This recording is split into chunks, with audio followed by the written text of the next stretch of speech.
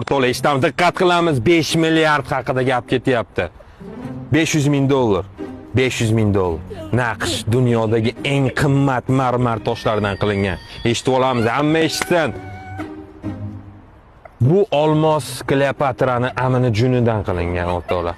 Bu tros Firavnning chap tuxumidan qilingan, o'rtoqlar. Bu juda ham qimmatbaho haykal. Bu dunyoda, Yevropada, Osiyoda bitta, o'rtoqlar. Osiyoda bitta. Davom etamiz. Boshlang'ich narxi 10 milliard dollar.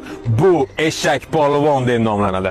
Qo'lida u paytlarda o'rtoqlar, hamma eshitsa, 13-asrlarda kim bir-biriga xuyet qilish degan narsalar bo'lgan. O'shanda hozir hamma bir-biriga mush otadi. O'sha paytda bu odam o'zini uyi bilan urgan bitta odam.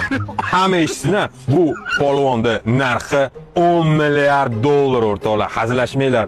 Bu oddiy ipi Cristiano Ronaldo'ni 1 yil ishlab topgan pulidan ham qimmat turadi. Bu tros, bu odam sotilishi, muzeyda haykalni sotilishi bez kiyim, yalang'och sotiladi, o'rtoqlar.